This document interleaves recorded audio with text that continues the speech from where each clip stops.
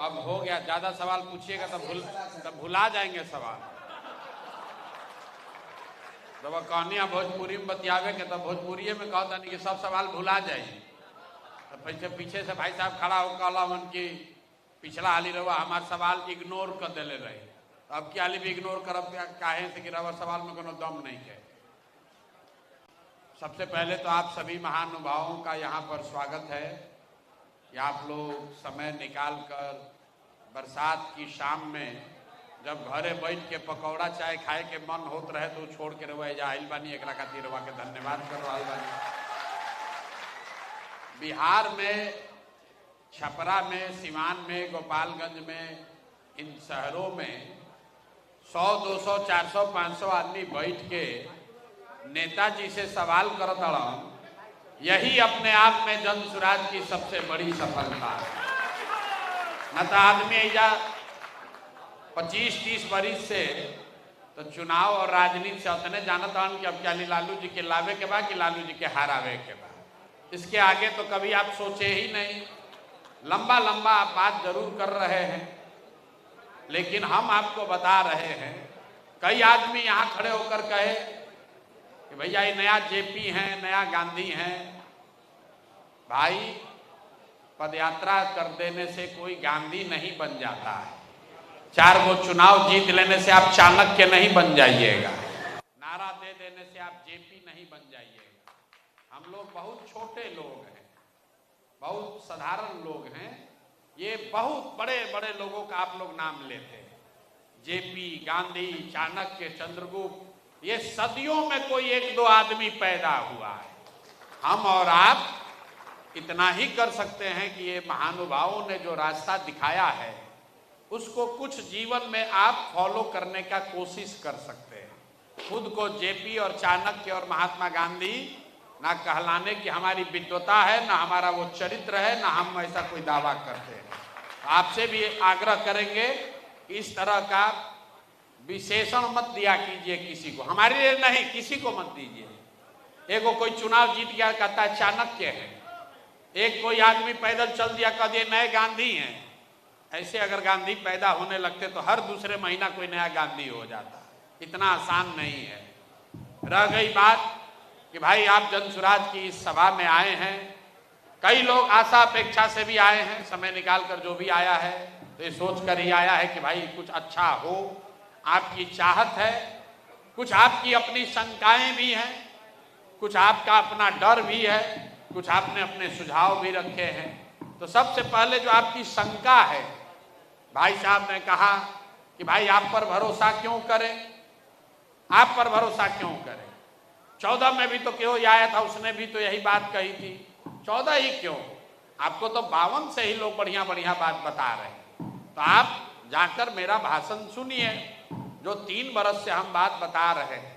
हम तो स्वयं से ये कह रहे हैं कि एक प्रशांत किशोर को छोड़िए, अगर 10 प्रशांत किशोर भी आ जाएंगे तब भी बिहार नहीं सुधर सकता है। जब तक यहाँ के लोग नहीं सुधरेंगे तब तक कोई व्यवस्था इसको सुधार नहीं सकता। ये कोचिंग कराने वाले भाई साहब ने बड़ा ओजस्वी सवाल के फॉर्म में बड़ा भाषण भी दिया, लोगों ने ताली भी बजाई। इतना लंबा लंबा उन्होंने कहा सामान्य को चुनिए, हमारा लोकल चुनिए, स्थानीय चुनिए, विदेशी चुनिए। भाजपा के एक साथी कार्यकर्ता ने भी कहा भैया 5000 वोट दिलवाए हैं मोदी के लिए। गुस्सा तो है, लेकिन कहते कहते सोचे ना मोदी देश के लिए ठीक है, यहाँ के लिए बदलने के लिए तैयार हो गए। लेकिन देखिए ये जितने लोग हैं युवा साथी, पीछे से एक आदमी भाषण दिया कि युवा ही क्यों नहीं होना चाहिए।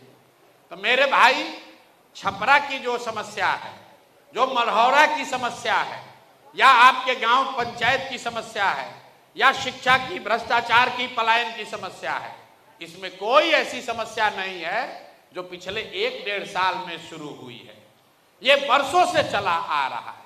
मढ़ौरा आज नहीं बंद हुआ है, लेकिन जरा आप अपने से पूछिए कि आपके विधायक कितना बार से आप उनको जिता रहे हैं, आपके सांसद महोदय को आप कितना बार से जिता रहे हैं। आप तुरंत कहिएगा भैया 2 बार, 3 बार, 4 बार। अरे भाई, तो एक और आप कह रहे हो कि मढ़ौरा में चीनी मिल चालू कीजिएगा तब वोट देंगे, और 4 बार से उसको जिता रहे हो जो मढ़ौरा मिल का चीनी का चालू करना तो छोड़िए, वहां जमीन खरीद बिक्री करके बेच दिया। दोनों बात कैसे होगा रे भाई? भाई साहब कह रहे सामान्य आदमी को दीजिए, डॉक्टर साहब है उनसे भेंटे नहीं हो रहा है। डॉक्टर साहब कितना बार से जीत रहे हैं, उनको वोट 2 बार से 10 वर्ष हो गया। वोट उनको पंजाब के आदमी ने नहीं दिया, उनको लुधियाना के आदमी ने आकर वोट नहीं दिया है, वोट आपने हमने दिया है। तब काहे शिकायत करते हैं? वोटो दीजिएगा और शिकायतों कीजिएगा। लोग तुरंत कहता है भैया हमारे पास विकल्प नहीं था। यहां पर बैठे हुए जितने लोग हैं पूछेंगे भैया अपने सांसद को, महाराजगंज छपरा के सांसद को 3-3 बार से काहे जिता रहे हो? काम नहीं किए हरा देते। तो तुरंत आदमी कहता है भैया विकल्प नहीं था। आप जरा बताइए, सब लोग तो पढ़े लिखे लोग हैं, ईवीएम पर इस बार यहां नोटा था कि नहीं था? नोटा था कि नहीं था? आदमी कहता है भैया नोटा पर वोट देंगे, वोट बर्बाद हो जाएगा। अरे भाई आप पढ़े लिखे लोग हैं, संवैधानिक व्यवस्था है कि अगर नोटा को सबसे ज्यादा वोट आ जाए तो जितने प्रत्याशी खड़े हैं उस सबको डीबार करके पार्टियों पर ये दबाव होगा, पार्टियों पर ये कंपल्सन होगा कि उनको नए उम्मीदवार देकर फिर से चुनाव कराना पड़ेगा। लेकिन जिस दिन वोट देना था उस दिन तो आपको मोदी जी दिखे, उस दिन आपको राम मंदिर दिखा, उस दिन लालू से हिसाब किताब दिखा, उस दिन आपको अपना जात दिखा, उस दिन रात में बटने वाला मुर्गा भात दिखा, 2 पाउच का हिसाब किताब भी लगाया गया। तब वोटवा दे दिए जब पाउच पर, मुर्गा भात खा कर अपने जात पर, तब भैया थोड़े दिन मरहौड़ा मिल और बंद रहेगा, कैसे चालू होगा? भाई जब तक नेताओं के मन में ये डर नहीं होगा कि हम काम नहीं करेंगे तो जनता हमको हराएगी, तब तक बिहार में सुधार नहीं होगा। और चाहे जनसुराज का ही जीत कर क्यों ना आ जाए, अगर जनसुराज के लोग भी जीत कर आ जाएं और जान जाएगा कि भैया हमको जनता इस बार वोट देने ही वाली है, कोई काम क्यों करेगा? यही नीतीश कुमार 2005 से लेकर 2010 में काम किए थे, लेकिन 10 के बाद उनको हो गया कि लालू जी के डर से वोट हम ही को पड़ेगा। 15 के बाद तो उन्होंने ऐसा फॉर्मूला बना लिया है कि वोट आप किसी को दीजिएगा हम ही रहेंगे। भैया जिसको दबाना है दबा दो, कांग्रेस को दबा दो, ललटेन को दबा दो, कमल को दबा दो, कुर्सियां पर तो हम ही बैठेंगे। तो उत्तरोत्तर काम करना बंद कर दिया उन्होंने, मालूम है चीफ मिनिस्टर हम ही रहेंगे। अगर यहाँ के विद्यार्थियों को ये पता हो कि हमको 95% नंबर आएगा ही आएगा तो हम काहे पढ़ाई करेंगे भाई? तो बिहार की जनता ने पहले ही तय कर दिया है कि भैया हम वोट इन्हीं को देंगे।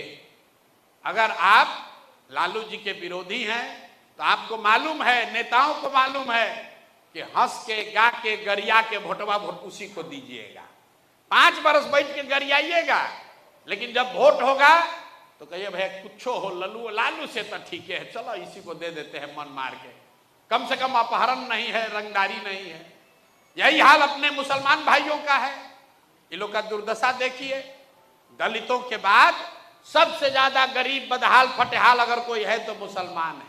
वो जानता है बेचारा, अपनी स्थिति को जानता है, लेकिन चुनाव आता है उसके सामने दिखता है भैया भाजपा को दे नहीं सकते हैं तो वोट अब दे किसको? तो लालटेने दिख रहा है, इसी में किरासन तेल बन के जले जा रहे हैं। मेरे भाई जब तक आप नहीं सुधरोगे तब तक कोई सुधार होने वाला नहीं है। जनसुराज इतना ही आपको कर रहा है कि आपको एक विकल्प दे रहा है, आप चाहिए तो ट्राई कीजिए, मत नहीं माने तो जहां है वहीं रहिए। अब भाई साहब कह रहे हैं आप पर काहे भरोसा करें? पहले से हमारे पास 2 लोग हैं, हमको ठगा है। जो सवाल पूछ रहे हैं उसी में इन्होंने उत्तर दे दिया। ये कह रहे हैं कि जो 2 आदमी है वो हमको 14 से 10 साल से 15 साल से ठग रहा है। आप नया नया आए हैं, मान लीजिए हम नया नया ठग आए हैं, तो आपको तय करना है कि जो 20 बरिस से ठग रहा है उसी से ठगाते रहिएगा कि कोनो नया आदमी को ट्राई करिएगा। अरे आप तय कर लो भाई। हम इतना बुर्बक तो है नहीं कि आपको कहेंगे कि हम आपको ठगने वाले हैं। आप लोग जो ये सवाल पूछते हैं कि भैया आप पर भरोसा कैसे करें, तो आप ये बताइए कि मान लीजिए हमको आपका गला काटना है तो हम ये कहेंगे कि हम गला काटेंगे? तो इस सवाल पूछने का क्या मतलब है? लेकिन आपने सवाल पूछा है तो उत्तर तो देना पड़ेगा। तो मेरे भाई, आपको जन सुराज पर भरोसा करना चाहिए कि नहीं, उसका उत्तर यह है कि मान लीजिए कि आपको चीनी का बीमारी है, डॉक्टर साहब के पास आप गए हैं इलाज कराने, डॉक्टर ने दवा दिया और साथ में यह कह दिया कि इलाज आपको करा रहे हैं, ये रोग ठीक नहीं होगा, अब संयम से रहिए, दवा खाते रहिए, चीनी मत खाइएगा, चावल मत खाइएगा, योगा कीजिए, पैदल टहलिए, तो आपका ये कंट्रोल में रहेगा। आप मन महसूस के आ गए, घर वालों ने पूछा तो आपने कहा भैया जो दशा है वही है, अब सुधरेगा नहीं, डॉक्टर साहब बोले हैं चीनी के रोग के साथ ही अब हमको अपना जीना पड़ेगा। कोई आपका मित्र दोस्त बताया कि भैया दिल्ली में वो नया डॉक्टर आया है, उसके पास चीनी का रोग का इलाज है, आप टिकट उकट कटा के जाइएगा, और कुछ नहीं तो मोदी जी का वंदे भारत पकड़ के जाइएगा। वहां डॉक्टर साहब के पास आप पहुंच गए, आपने डॉक्टर को कहा कि सर सुने हैं कि आपके पास चीनी के रोग का इलाज है, तो डॉक्टर आपको बताएगा कि हाँ इलाज तो है, लेकिन नई दवा आई है, अभी अमेरिका में अभी इसका ट्रायल हुआ है, 50% संभावना है आपका चीनी का रोग ठीक भी हो सकता है, 50% संभावना है ठीक नहीं भी हो सकता है। आप क्या कहिएगा? आप तुरंत पूछेगा कि अच्छा इसको खाने से कोई नुकसान भी हो सकता है क्या? नई दवा है, नुकसान भी हो सकता है।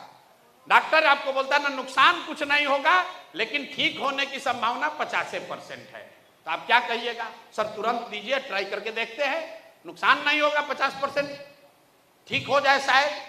तो भैया जन सुराज वही नई दवा है, अगर इसको खाइएगा तो ठीक हो भी सकता है, ठीक नहीं भी हो सकता है। तो यहाँ जितने लोग होशियार लोग बैठे हैं, आप लोग तय कर लीजिए कि वो दवा खाना है जिसको खा खा के थक गए हैं, जानते हैं कि इससे ठीक नहीं होना है, तो एक्सपायर दवा खाना है कि मार्केट में जो नया दवा आया है जिसमें 50% संभावना है लेकिन है तो भाई सुधरने का, तो कौन दवा खाना है आप तय कर लीजिए। तो जो राजद है, भाजपा है, जदयू, कांग्रेस है, ये पुरानी दवा है, आप देख लिए, जांच लिए, परख लिए, मदद करके, गरिया के, उलट के पुलट के देख लिए, इससे सुधरने वाला नहीं है। अब एक नया प्रयास, एक नई दवा जन सुराज के तौर पर आई है, आप इसको ट्राई करके देखिए, नहीं ठीक होगा तो 5 वर्ष के बाद इसको भी पलट दीजिएगा, उसमें क्या दिक्कत है? अरे भाई 5 वर्ष का ही तो समय आपको देना है, 5 वर्ष में जीवन नहीं बदलेगा। 35 वर्ष से लालू नीतीश पर अटके हुए हैं, तो 5 वर्ष नए दवा ट्राई करके देख लीजिए, शायद काम हो जाए। अगर आपको भरोसा नहीं है तब भी आपको ट्राई करना चाहिए, भरोसा है तब तो कोई बातें नहीं है। 2-3 बातें जो लोगों ने कहा बताया, अधिवक्ता लोग 4 को 5 को हमेशा रहते हैं इस तरह की मीटिंग में, ए भैया अधिवक्ता के लिए क्या कीजिएगा, कोई शिक्षक है कहता भैया शिक्षक के लिए क्या कीजिएगा। किसी ने अच्छा कहा कि भाई अंग्रेजी में एक कहावत है, missing the jungle for the wood, मतलब बड़ी समस्या को, जड़ को छोड़कर पत्ती, जो बरगद वाला बता रहे थे वो एग्जाम्पल, कि आप सोच रहे हैं कि अधिवक्ता के लिए क्या होगा, शिक्षक के लिए क्या होगा, पीछे से साथी ने पूछा संविदा कर्मी के लिए क्या होगा, कोई बता रहा भैया हम लोग ये परीक्षा प्रणाली ठीक कर दीजिए तो ठीक हो जाएगा। मेरे भाई बिहार में जो मूल समस्या है, जब तक आप यहाँ के शिक्षा को नहीं सुधारिएगा, जब तक लोग यहाँ पढ़ेंगे नहीं, और जो पढ़ा लिखा हो या न पढ़ा लिखा हो उसके लिए रोजी रोजगार नहीं होगा, और यहाँ की जमीन को प्रोडक्टिव नहीं बनाया जाएगा, तब तक यहाँ सुधार नहीं हो सकता है। दुनिया में जितने विद्वान हुए हैं, दुनिया में जितने विद्वान हैं, उन्होंने बताया है गरीबी से समाज को निकालने के 3 ही रास्ते हैं। एक है पढ़ाई, दूसरा है रोजी रोजगार, बिजनेस, व्यापार, जिसके लिए आपके पास पूंजी होना चाहिए, और तीसरा है जमीन। अगर आपके पास पढ़ाई हो, अच्छी पढ़ाई हो, तो पढ़ लिख कर आप नौकरी कर सकते हैं, व्यापार कर सकते हैं, अपने और अपने परिवार को गरीबी से निकाल सकते हैं। अगर आप पढ़े लिखे नहीं हैं, आपके पास जमीन हो, तो जमीन के जरिए भी खेती करके या जमीन के जरिए दूसरा रोजी रोजगार करके भी आप गरीबी से निकल सकते हैं। और जिसके पास दोनों नहीं है, उसके पास अगर पूंजी हो, पैसा हो, तो कोई ना कोई छोटा मोटा रोजी रोजगार, व्यापार करके भी आप अपना जीवन सुधार सकते हैं। बिहार के समाज को अगर आप ध्यान से देखिएगा तो यहां पर 2/3 से ज्यादा लोगों के पास ये तीनों में तीनों चीज नहीं है। यहां 2/3 से ज्यादा लोगों के पास न पढ़ाई है, न जमीन है, न पैसा पूंजी है। इसीलिए आपको इतनी गरीबी दिखती है। देश भर में तरक्की हो रही है लेकिन बिहार में गरीबी कम नहीं हो रहा है, इसलिए कि यहाँ ज्यादातर लोग जो गरीब आदमी है उसके और उसके बच्चों के पास पढ़ने की सुविधा नहीं है। जो जमीन की बात है, बिहार में 100 में 60 आदमी के पास एक धूर जमीन नहीं है। ये आंकड़ा याद रखिए। यहाँ समाजवाद का बात लोग करते हैं, सामाजिक न्याय की राजनीति होती है, लेकिन बिहार में 100 में 60 आदमी उसके पास 1 इंच जमीन नहीं है। देश में 100 में 38 आदमी के पास जमीन नहीं है, लेकिन बिहार में 100 में 60 आदमी के पास जमीन नहीं है। और तीसरा पूंजी की जो बात है, बिहार में रहने वाले 100 में 80 लोग, ध्यान से याद रखिए, 100 में 80 आदमी आज भी दिन में 100 रुपया भी नहीं कमाता है। 100 रुपया भी नहीं कमा रहा। आप जैसे लोग ये भी पूछते हैं कि ऐसा कैसे है कि 100 रुपया नहीं कमाएगा, 300 रुपया तो भैया मजदूरी है। मेरे भाई, अगर 300 रुपया मजदूरी किसी को मिल रहा है, उसके परिवार में पत्नी बाल बच्चा लेके 5 आदमी है, तो उसको प्रति व्यक्ति प्रतिदिन 60 रुपया ही मिला, और वो भी मजदूरी 30 दिन नहीं मिली, 15 दिन मिला, तो उसको प्रति व्यक्ति प्रतिदिन 30 रुपया ही हुआ। तो आपके पास पढ़ाई का साधन है नहीं, जमीन से खेती करने का उपाय है नहीं, और रोजी रोजगार करने के लिए पैसा पूंजी है ये नहीं है, तो कैसे गरीबी खत्म होगा? जिसको चुनना है चुन दीजिए। सरकार चाहे सड़क बना दे कि बांध बना दे, सरकार चाहे बिजली ला दे या ट्रेन चला दे, आपकी हमारी गरीबी खत्म नहीं हो सकती है। बिहार में गरीबी तब खत्म होगी जब यहाँ पर बच्चों के पढ़ने की व्यवस्था होगी। गरीबी खत्म तब होगी जब जमीन का सही बंटवारा हो, जमीन के ओनरशिप को, लैंडलेसनेस को कम किया जाए, और जिसके पास जमीन है उसकी प्रोडक्टिविटी को बढ़ाया जाए। और तीसरी बात, हर युवा साथी के हाथ में वो पैसा पूंजी मुहैया कराया जाए ताकि घर घर रोजी रोजगार हो। तो पूरी जो जन सुराज का जो प्रयास है वो सिर्फ इसी 3 बात के लिए है। पहला बात हम लोग क्या कह रहे हैं कि 15 साल से कम उम्र के बच्चों के लिए बिहार में इतनी अच्छी शिक्षा की व्यवस्था बना दी जाए कि वो जीवन में कभी व्यवस्था पर बोझ न बने। तो ये व्यवस्था कैसे बनेगा, ये तो सब लोग कहता है। इसके लिए जन सुराज ने 2 रास्ते बताए। पहला रास्ता बताया गया कि हर प्रखंड में कम से कम 5 विद्यालयों को नेतरहाट के स्तर का बनाया जाए। ये क्यों कहा जा रहा है?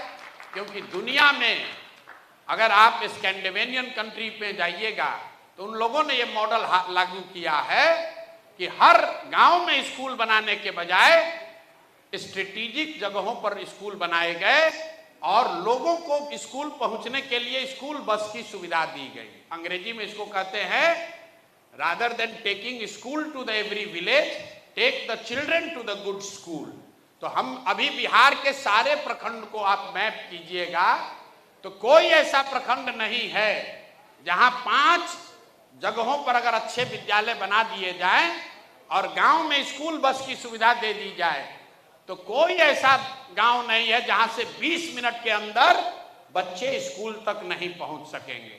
तो हम लोग की सोच क्या है कि जन सुराज ये कह रहा है कि अगर हर प्रखंड में 5 नेतरहाट के जैसे विद्यालय बनाने में करीब करीब हर साल 15 से 20 हजार करोड़ रुपया खर्च होगा।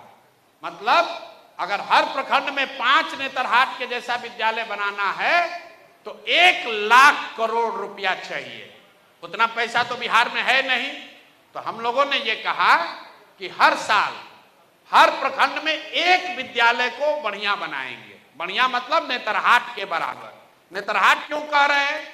क्योंकि नेतरहाट सरकारी विद्यालय है, बिहार सरकार में बनाया चलाया गया। एक नेतरहाट से 1500 से ज्यादा IAS IPS बने हैं। आप अंदाजा लगाइए अगर बिहार में 5000 नेतरहाट स्कूल हो तो यहाँ के सोसाइटी पर, समाज पर कितना बड़ा प्रभाव आने वाले 10 साल 20 साल में पड़ेगा। तो जन सुराज की सोच ये है, अगले साल से हर साल जो शिक्षा का बजट है 60,000 करोड़, उसका 1/3 पैसा उन विद्यालयों को, हर प्रखंड से एक विद्यालय को चयनित करेंगे और उसको नेतरहाट के स्तर का करेंगे। और आने वाले 5 वर्ष में हर प्रखंड में अगले चुनाव से पहले आपको 5 नेतरहाट जैसा विद्यालय दिखेगा। अब मान लीजिए कि आपको 5 विद्यालय बनाने में 5 वर्ष लगेगा, तो लड़कों की उम्र तो रुक नहीं रही है। इसलिए दूसरी बात कही गई कि भाई जब तक आपके इलाके में इतना बढ़िया स्कूल नहीं बनता है, तब तक आप अपने बच्चों को प्राइवेट स्कूल में भेजिए, उसका फीस सरकार की ओर से दिया जाएगा। जिस पर उस भाई साहब ने सवाल पूछा कि इतना प्राइवेट स्कूल है क्या और इसका पैसा कहां से आएगा, तो पहले तो ये समझिए कि दुनिया भर में जो रिसर्च है, कई लोगों को लगता है कि प्राइवेट स्कूल का विकल्प मिलेगा तो सब लोग प्राइवेटे में पढ़ाएगा। नहीं, दुनिया का रिसर्च ये बताता है कि अगर सरकारी स्कूल अच्छा हो और प्राइवेट स्कूल भी हो और आपको विकल्प दे दिया जाए तो ज्यादातर लोग सरकारी स्कूल में ही पढ़ना चाहते हैं। मगर आपसे पूछा जाए कि भैया आपके बच्चे को डॉक्टर बनना है, आप अपने बच्चे को पीएमसीएच में पढ़ाइएगा या रमैया में पढ़ाइएगा। रमैया में पढ़ाइएगा तो फीस सरकार भरेगी, पीएमसीएच से आपका लड़का डॉक्टर करेगा तो फीस आपको भरना पड़ेगा। तो आप लोग क्या कहिएगा, ना भाई हमारा लड़का पीएमसीएच से ही पढ़ेगा। अगर आपको कोई कह दे कि आपका लड़का साइंस कॉलेज में पढ़ेगा कि एमएटी में पढ़ेगा, एमएटी में पढ़ेगा तो सरकार फीस भरेगी, तो आप क्या कहिएगा, भाई हमको फीस नहीं चाहिए, साइंस कॉलेज में एडमिशन चाहिए। तो अगर सरकारी व्यवस्था सुधर जाए तो ज्यादातर लोग सरकारी व्यवस्था में ही रहना चाहेंगे। सिर्फ शिक्षा के लिए नहीं है, यहां बैठा हुआ आदमी अगर आप बीमार पड़ जाए, भगवान ना करे बीमार पड़ जाए, आपको कोई कहे एम्स में जाइएगा कि अपोलो में जाइएगा, आप कहिएगा भैया एम्स में सीट मिल जाए तो वहीं जाएंगे। ये पूरे दुनिया का रिसर्च है। तो हम लोग का ऐसा मानना है कि जब तक ये सरकारी व्यवस्था को सुधारने में जो 5-10 वर्ष लगेगा, तब तक लोगों का नुकसान न हो, इसलिए उनको ये सुविधा दे दी जाए कि वो अपने इलाके के प्राइवेट स्कूल में अपने बच्चों को पढ़ाएं और उसका एक रेगुलेटेड फीस, मार्केट फीस नहीं, रेगुलेटेड फीस सरकार की ओर से भरा जाएगा। अब आप समझिए, आप पूछे भैया पैसा कहां से आएगा, तो भैया जो सरकारी स्कूल चलता है उसमें जो बच्चे पढ़ते हैं ये फ्री नहीं है। ये बिहार में स्कूल में पढ़ने वाले, प्राथमिक और माध्यमिक स्कूलों में पढ़ने वाले बच्चों पर हर साल आपका हमारा सरकार, आपका हमारा 864 रुपया प्रति बालक प्रति महीना खर्च कर रही है। स्कूल में स्कूल चलाना फ्री नहीं है। 864 रुपया पिछले वित्तीय वर्ष में खर्च किया गया है हर उस बालक को पढ़ाने में जो कि सरकारी स्कूल में पढ़ रहा है। और जबकि उसी इलाके में जाइएगा, गांव देहात में आप लोग रहे होंगे, तो आप जाकर देख लीजिए ज्यादातर स्कूलों में फीस 500, 600, 700, 800 रुपया से ज्यादा कहीं नहीं है। तो सरकारी स्कूल से अगर 1/3 बच्चे या 40% बच्चे प्राइवेट में जाने भी लगे तो उससे सरकार पर कोई अलग से आर्थिक लोड नहीं आएगा। ये हम लोग की सोच है। अगर इन दोनों चीज को करेंगे तो निश्चित तौर पर आने वाले समय में बिहार में देश की सबसे अच्छी प्राथमिक और माध्यमिक शिक्षा की व्यवस्था बनाई जा सकती है। कुछ लड़के पूछते हैं भैया यूनिवर्सिटी का बात आप नहीं करते हैं। यहां पर राजद के नेता है तेजस्वी यादव, उन्होंने कहा कि प्रशांत किशोर तो स्कूल बनाने का बात कर रहा, हम वर्ल्ड क्लास यूनिवर्सिटी बनाएंगे। तो हमसे लोगों ने पूछा भाई आप यूनिवर्सिटी का बात नहीं करते हैं, तो आपको हम बता रहे हैं क्यों नहीं करते हैं। पूरे बिहार में 15% सामान्य परिवार के 15% बच्चे ही 12वीं पास करते हैं। दलित समाज के सिर्फ 3% बच्चे ही 12वीं पास करते हैं। अति पिछड़ा और मुसलमानों में 5 से 7% लड़के ही 12वीं पास कर रहे हैं। अगर आप राज्य का औसत देखेंगे तो जितने युवा साथी हैं उसमें 10% लड़के भी 12वीं पास नहीं करते हैं। तो जो लोग सामाजिक न्याय का राजनीति करता है, वंचित और पिछड़ों की बात करता है, उससे आप पूछिए कि अरे भाई तुम वर्ल्ड क्लास यूनिवर्सिटी बना भी दोगे तो उसमें पढ़ेगा कौन? जब आपका बच्चा 12वीं नहीं पास कर रहा है तो यूनिवर्सिटी में कौन पढ़ेगा? उसमें यूपी से और बंगलोर से आदमी आकर पढ़ेगा।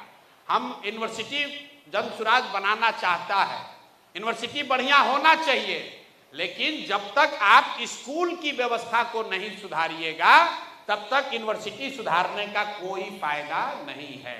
तो हम लोग की जो शिक्षा की पहले 5 वर्ष का जो फोकस है वो इस पर है कि देश का सबसे अच्छा प्राथमिक शिक्षा व्यवस्था बिहार में बनाई जाए। तो ये शिक्षा हम लोग इस तरह से सुधारना चाहते हैं। दूसरी बात जो पूंजी और पलायन को लेकर है, और तीसरी भूमि की बात, यही 3 बात आपको खाली कहेंगे। लैंड की प्रोडक्टिविटी को कैसे बढ़ाया जाए? तो हम लोग कह रहे हैं कि जनसुराज जब आएगा तो एक व्यापक भूमि सुधार कानून लागू किया जाएगा। कई लोगों ने हमको कहा कि भैया भूमि सुधार का बात कीजिएगा तो सवर्ण जातियां जो हैं वो नाराज हो जाएंगी। ऐसी कोई बात नहीं। मेरे भाई, बिहार में 1/3 से ज्यादा जमीन आज उसका मालिकाना हक डिस्प्यूटेड है। आपके पास केवाला है लेकिन आप उसको बेच नहीं सकते हैं, उस पर लोन नहीं ले सकते हैं, उसका मालिकाना हक डिस्प्यूटेड है।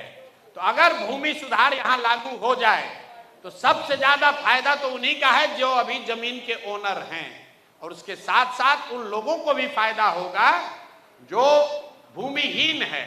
आप में, हम में से बहुत कम लोग जानते होंगे कि लाखों एकड़ जमीन जो भूदान में यहां पर भूमि जिनके पास है उन लोगों ने दान दिया, उस जमीन का क्या हुआ? वो जमीन किसको मिली? वो जमीन किसी को नहीं मिली। वो जमीन का पट्टा किसी को मिल गया, रसीद किसी को मिला, वो कब्जे में किसी और के है, केवाला उसका किसी और के पास रह गया, जिसने दान दिया था वो वापस ले लिया। कई तरह की समस्या है। तो जनसुराज 2 बात कह रहा है, एक तो कि व्यापक भूमि सुधार कानून यहां लागू किया जाए, और दूसरी बात जो ज्यादा महत्वपूर्ण है कि लैंड प्रोडक्टिविटी को बढ़ाने के लिए, जमीन से उत्पादकता को बढ़ाने के लिए यहां पर बड़े पैमाने पर लोगों को नगदी फसल की ओर मोड़ा जाए। अभी जब आप धान गेहूं की खेती करते हैं तो उसमें जो आपको आमदनी हो रही है उसके मुकाबले अगर आप गन्ना, लहसुन, प्याज, मसाला उगाएंगे तो आपको ज्यादा लाभ हो सकता है। अब वो क्यों नहीं लोग करते हैं? उसके पीछे एक जो बड़ी कमी है वो है मजदूरों की कमी, और दूसरा है पूंजी नहीं आपके पास, क्योंकि नकदी फसल करने में खर्च ज्यादा लगता है। तो जनसुराज ने उसके 2 रास्ते बताए कि जैसे ही जनसुराज की व्यवस्था बनेगी तो मनरेगा को कृषि से जोड़, और जो किसान भी नकदी की फसल करना चाहता है उसको मनरेगा के तहत मजदूर मुफ्त में दिया जाएगा, ताकि वो धान गेहूं की खेती छोड़कर कोई नकदी फसल की खेती करे। इसका फायदा क्या होगा? इसका सबसे बड़ा फायदा ये होगा कि अभी मनरेगा का जो पैसा हम लोग दिल्ली में सरेंडर कर रहे हैं, पिछले साल केंद्र सरकार ने मनरेगा के लिए 100 रुपया अगर दिया तो 40 रुपया ही हम लोग लेकर आए, 60 रुपया दिल्ली में ही सरेंडर कर दिया। और जो 40 रुपया लेकर आया उसमें भी 30 से 40% घूस में भ्रष्टाचार का भेंट चढ़ गया। लेकिन अगर हम लोग मनरेगा को कृषि से जोड़ देंगे तो जो मनरेगा का मजदूर है उसकी बाहर पलायन की स्थिति रुकेगी, और जिस किसान को भी ये मजदूर मिलेगा वो मजदूरी उससे कराएगा, उससे काम कराएगा, उससे लैंड की प्रोडक्टिविटी बढ़ेगी। बिहार में कुल 55 लाख हेक्टेयर जमीन है जहां खेती हो सकती है। 55 लाख हेक्टेयर जमीन जो है वो कल्टीवेबल लैंड है। उसमें से सिर्फ 2 लाख हेक्टेयर जमीन में ही नकदी की फसल होती है। बाकी 53 लाख हेक्टेयर में सिर्फ धान, गेहूं, मकई, बाजरा हो रहा है। तो हम लोग का लक्ष्य है कि कम से कम 15 से 20 लाख हेक्टेयर में, मतलब 1/3 जमीन में नकदी की फसल हो, मसाले की, सब्जी की खेती हो, फल की खेती हो, ताकि यहां प्रति एकड़ आमदनी लोगों की बढ़े। बोलचाल की भाषा में बिहार में जो खेती है अभी, ये खाने वाली खेती है। आप गांव देहात में सुनते हैं, लोग कहता है रोपनी करने आए हैं, कमाने के लिए लुधियाना जाएंगे। भैया कटिया करे आइल बानी, एक बाद जाई कोयम्बटूर में फैक्ट्री में कमाए। मतलब खेती जो है यहां पर लोगों के लिए खाने का जरिया है, कमाने का जरिया नहीं है। तो जन सुराज खेती को खाने वाली खेती से कमाने वाली खेती बनाना चाहता है। इससे फायदा ये होगा कि बड़े पैमाने पर यहाँ पर सब्जी, फल, मसालों की खेती होगी, लोग किसानी से जुड़ेंगे और बहुत बड़े पैमाने पर जो कृषि से जुड़े हुए मजदूर हैं उनका पलायन बंद हो जाएगा। तो ये खेती के लिए दो बात, और अंतिम बात कह के अपनी खत्म करेंगे। जो सबसे बड़ी बात है, रोजगार कहां से आएगा, पलायन कैसे रुकेगा। जन सुराज ने जो सबसे बड़ी बात कही है कि साल भर के अंदर किसी भी व्यक्ति को बिहार में, ध्यान से इसको याद रखिए, किसी भी व्यक्ति को मजबूरी में अपने बाल बच्चों का पेट पालने के लिए 10-12 हजार के मजदूरी के लिए बिहार छोड़कर बाहर नहीं जाना पड़ेगा। ये कैसे होगा, इसका पूरा ब्लूप्रिंट हम लोगों ने जारी किया है। पलायन को पिछले 3 बरस से जो हमने अध्ययन किया है, पलायन के 3 पहलू हैं। सिर्फ मजदूरों का, लोगों का पलायन नहीं है, बिहार में सबसे बड़ा पूंजी का पलायन है। पूंजी के पलायन से क्या मतलब है, पूंजी का पलायन का मतलब यह है कि जो पैसा आप और हम कमाने के बाद, खर्चे के बाद जो जमा करते हैं, पूंजी अपना बनाते हैं, उस पैसे को आप बैंक में रखते हैं। बैंक में ही ज्यादातर आदमी पैसा रखता है। वो पैसा बैंक वाले यहां से ट्रांसफर कर रहे हैं दूसरे राज्यों में। ये रिजर्व बैंक का आंकड़ा है जिसको कहते हैं CD ratio, credit deposit ratio. मतलब कितना पैसा आपने, हमने मिलकर बैंक में बिहार में जमा किया और बैंक वालों ने उस पैसे का क्या किया।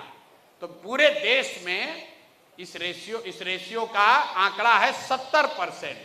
मतलब भारत भर के लोगों ने यहां के बैंकों में जो पैसा रखा, 100 रुपया रखा, तो 70 रुपया बैंकों ने वापस उनको ऋण के तौर पर, लोन के तौर पर दिया, ताकि लोग रोजी रोजगार कर सकें, अपना घर बना सकें, गाड़ी खरीद सकें, पढ़ाई कर सकें, कृषि कर सकें। ये काम आप बैंक से लोन लेकर करते हैं। बिहार में ये आंकड़ा कितना है, 40%। मतलब अगर हम लोग 100 रुपया बैंक में जमा करते हैं तो सिर्फ 40 रुपया ही बैंक वाला आपको लोन के तौर पर देता है। बाकी का पैसा कहां जाता है, बाकी का पैसा जाता है गुजरात, तमिलनाडु, आंध्र प्रदेश, तेलंगाना, केरल, कर्नाटक। वहां पर सीडी रेशियो कितना है, वहां उन राज्यों में सीडी रेशियो है 90, 95, 100। मतलब अगर तेलंगाना में लोगों ने 100 रुपया बैंक में रखा तो बैंकों ने 95 रुपया लोन दिया, और बिहार में अगर आपने 100 रुपया रखा तो बिहार के लोगों को 40 रुपया मिला, 60 रुपया बाहर चला गया। इसका असर क्या होता है, पिछले वित्तीय वर्ष में बिहार के लोगों ने कुल 4,21,000 करोड़ रुपया बैंक में जमा किया। ध्यान से याद रखिए, याद नहीं रहेगा तो जाकर गूगल पर आरबीआई का आंकड़ा देखिएगा, दूसरा कोई नहीं बताएगा। पिछले साल बिहार में हमने, आपने सबने मिलके 4,21,000 करोड़ रुपया बैंक में जमा किया, और बैंकों ने लोन के तौर पर 1,61,000 करोड़ रुपया वापस समाज को दिया। बाकी का पैसा कहां गया, बाकी का पैसा करीब करीब 2.5 लाख करोड़ रुपया बैंकों ने दूसरे राज्य में भेज दिया। और ये आज नहीं हुआ है, 1990 से लगातार यही होता आ रहा है। तो 1990 से लेकर पिछले साल तक रिजर्व बैंक ऑफ इंडिया बता रहा है कि 1990 से लेकर पिछले साल तक 26 लाख करोड़, 26,35,000 करोड़ रुपया यहां के बैंकों ने बिहार के लोगों का दूसरे राज्य में भेज दिया। आप अंदाजा लगाइए आप एक मरहोड़ा मिल के लिए झगड़ा कर रहे हैं, एगो कोई रेलवे का चक्का का फैक्ट्री लगा दिया तो आप सोचते हैं रोजगार आएगा। 26 लाख करोड़ रुपया जो आपका हमारा था, ये पैसा बैंकों ने दूसरे राज्य में भेज दिया। तो जब तक पूंजी के पलायन को आप नहीं रोकिएगा, तब तक यहां समर्थवान बुद्धि का पलायन नहीं रुकेगा। तो जनसुराज ये कह रहा है कि भैया सबसे पहले यहां से पूंजी का पलायन रुकना चाहिए। जैसे ही पूंजी का पलायन रोकेंगे तो बुद्धि का पलायन अपने आप रुकेगा। और जिस दिन पूंजी और बुद्धि का पलायन रुक गया, बिहार में इतना रोजी रोजगार हो जाएगा कि अपने आप लोगों का पलायन, मजदूरों का पलायन रुक जाएगा। अब आप पूछिएगा कि इतना बड़ा आप ज्ञान दे रहे हैं, ये अभी तक कोई दूसरा बात क्यों नहीं किया? ये तो बैंक को आप कैसे सुधार दीजिएगा? बैंक का मर्जी है? बैंक का मर्जी नहीं है, ये संवैधानिक व्यवस्था है।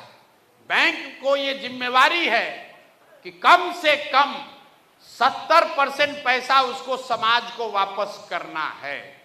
ऐसा नहीं है कि बैंक में जो रुपया रखिएगा वो सब स्टॉक मार्केट में लगा देगा।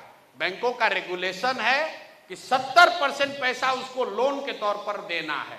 इसके मॉनिटरिंग के लिए देश के स्तर पर प्रधानमंत्री, देश के स्तर पर प्रधानमंत्री के चेयरमैनशिप में कमेटी है।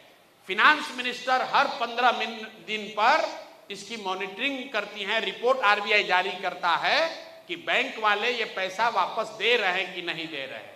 आरबीआई बाकायदा इसका आंकड़ा जारी करता है। राज्य के स्तर पर भी इस कमेटी का मुखिया मुख्यमंत्री है। तो अब आप कहिएगा कि यहाँ क्यों नहीं हो रहा है? तो यहाँ जैसे टीचर, दरोगा, सिपाही, बीडीओ, सीओ, डॉक्टर मुख्यमंत्री का बात नहीं मान रहा है, वैसे बैंक वाला भी उनका बात नहीं मान रहा है। और दूसरी बात यह है कि यहाँ ज्यादातर लोगों को इसकी समझ ही नहीं है। मैं आपको दावा कर रहा हूं, आप किसी भी नेता को, जिसको आप बिहार का सबसे प्रकांड विद्वान समझते हैं, उसको बुलाकर कहिए कि भाई प्रशांत किशोर कह रहा है कि 26 लाख करोड़ रुपया बैंकों ने यहां से ट्रांसफर किया, इस पर आपको क्या कहना है? सीडी रेशियो के बारे में आपको क्या कहना है? तो कहेगा ये क्या होता है भाई? आप फिनांस मिनिस्टर को बुलाइए, आप बिहार के वित्त मंत्री को बुलाइए और उससे पूछिए कि भैया सीडी रेशियो क्या होता है। आरबीआई रोज नोटिस जारी कर रहा है, आरबीआई रोज नोटिस जारी कर रहा है कि भाई सीडी रेशियो सुधारो, लेकिन बिहार सरकार कान पर जूं इसके नहीं रेंग रहा है। तो जनसुराज को का पहला जो उपाय है कि यहां पर पूंजी की उपलब्धता हो। दूसरी बात हम लोग ये कह रहे हैं, किसी साथी ने कहा कि बिहार में सरकारी नौकरी का नशा है। तो भैया एक तो आप ये समझिए कि सरकारी नौकरी से समाज का भला हो सकता है कि नहीं। यहाँ लोग बड़ा बड़ा दावा करता है, कोई कह रहा है भैया हम 10 लाख नौकरी दे दिए, कोई कह रहा है 5 लाख दे दिए। भाई साहब ने कहा कि संविदा को छोड़ के आप परमानेंट नौकरी दिलवाइए। लोग इसी मकड़जाल में फंसे हैं। एक आंकड़ा याद रखिए, चपरासी से लेकर मुख्य सचिव तक जितने लोग बिहार में सरकारी नौकरी करते हैं, सबकी गिनती कीजिएगा तो 23.25 लाख लोग ही हैं। कुल 23.25 लाख लोग ही बिहार में सरकारी नौकरी करते हैं। मतलब 2%, 1.97% लोग ही सरकारी नौकरी करते हैं। कुछ लोग ये भ्रम फैलाता है कि बहुत वैकेंसी है, खाली है। तो देश के स्तर पर आंकड़ा क्या है? इंडिया में 3.1% लोग ही सरकारी नौकरी करते हैं। तो अगर बिहार में बहुत प्रयास किया जाए तो 1% और बढ़ाया जा सकता है, 5-7-10 लाख लोगों को नौकरी दी जा सकती है। लेकिन 13 करोड़ की आबादी को सरकारी नौकरी नहीं दिया जा सकता है, उससे समाज का बेरोजगारी दूर नहीं होगा। ये बात पहले आप समझ लीजिए।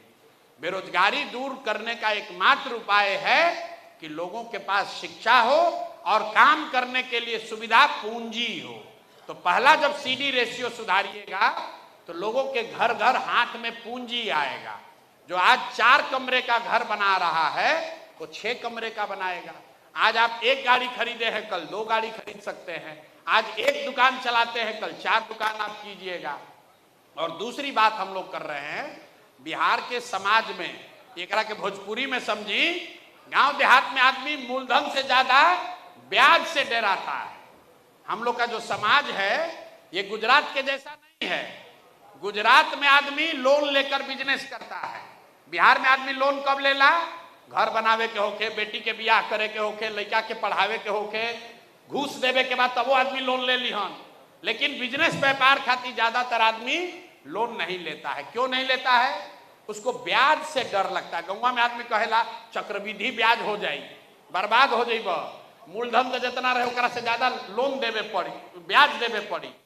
इस मेंटालिटी को, इस मानसिकता को खत्म करने के लिए ये एक दिन में नहीं होगा, लेकिन 10-20 वर्ष में हम लोग का प्रयास है कि समाज में पैसा लेकर रोजी रोजगार करने का ये प्रवृत्ति शुरू हो। उसके लिए हम लोग एक इंटरेस्ट सबवेंशन स्कीम बता रहे हैं।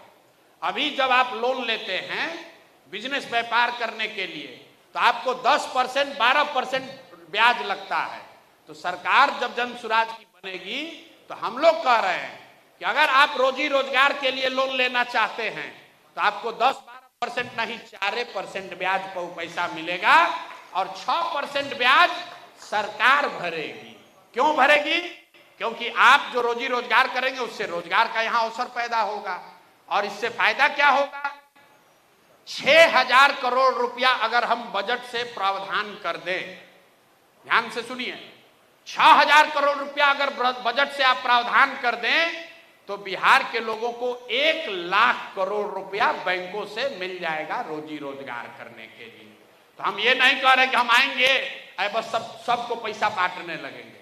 राजद वाला कह रहा है, कांग्रेस वाला, तो राजद को तो कोई समझ नहीं है, वो तो कुछ कह सकता है। इसीलिए हमने कहा कि भाई कांग्रेस वाला कह रहा है कि हम 2,500 रुपया हर महिला को देंगे। अब सब लोग, आप लोग विद्वान लोग हैं, अपना अपना मोबाइल खोलिए, आप जरा समझिए, अगर हर महिला को 2,500 रुपया दिया जाए तो बिहार में 6 करोड़ महिला है। अगर नाबालिगों को हटा दिया जाए तो भी 4.5 करोड़ महिला हुई। 4.5 करोड़ महिला को हर महीना 2,500 रुपया दोगे तो साल भर में 1,50,000 करोड़ से ज्यादा रुपया चाहिए।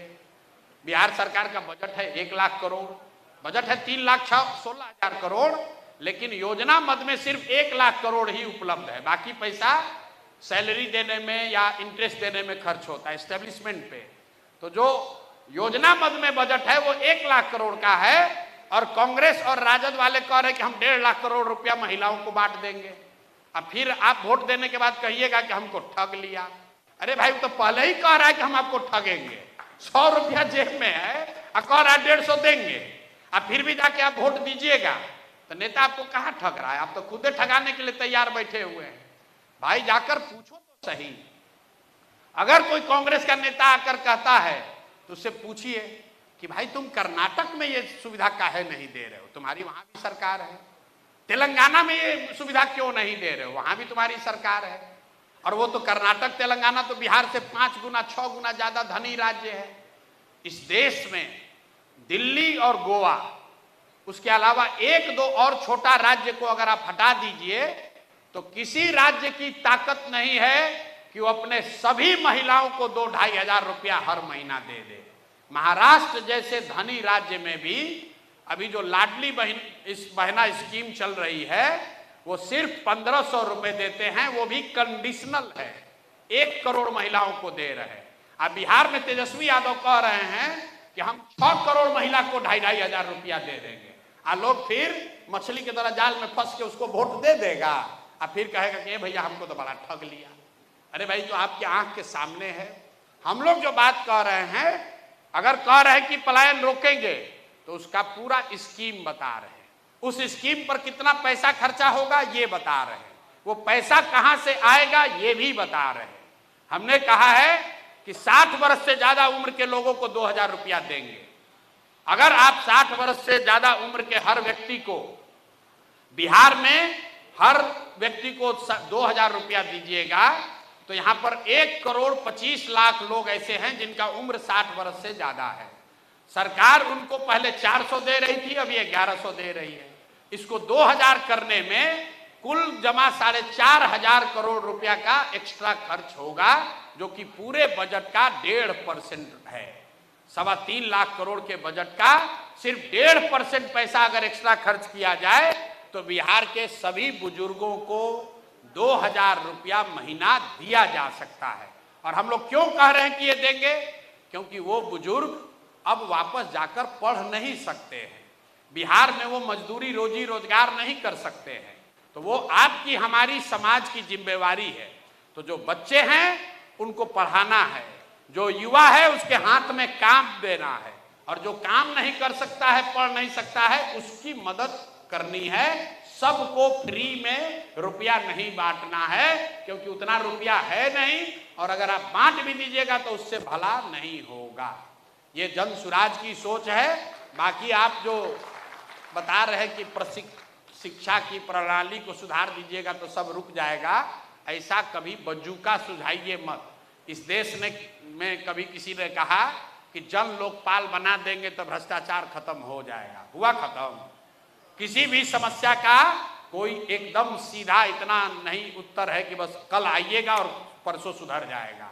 ये 50 वर्ष 60 वर्ष से बिगड़ी हुई व्यवस्था है, इसको 50 दिन में नहीं सुधारा जा सकता है। इसको किसी एक व्यक्ति ने नहीं बिगाड़ा है, और कोई एक व्यक्ति सुधार भी नहीं सकता है। अगर पूरे समाज ने मिलकर बिगाड़ा है, 30-40 साल में बिगड़ा है, पूरा समाज मिलकर प्रयास करेगा, तब जाकर कहीं 5-10 वर्ष में बिहार की स्थिति सुधरेगी। अगर नहीं लगेंगे तो सुधार नहीं होगा।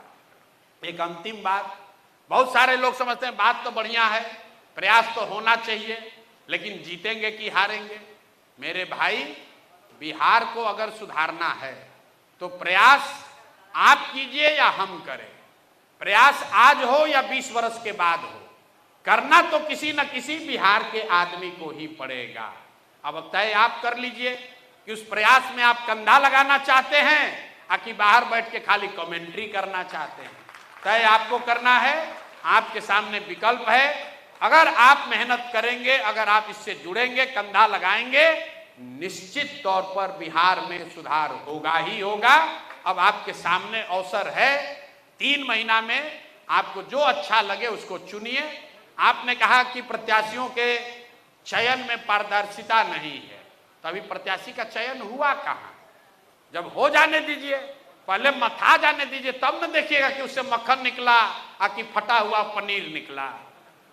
और अगर उससे फटा हुआ पनीर निकलेगा तो हमने पहले ही कह दिया कि अगर आपके सामने फटा हुआ पनीर दिखेगा, वो जनसुराज का भी होगा तो उसको भी हराइएगा।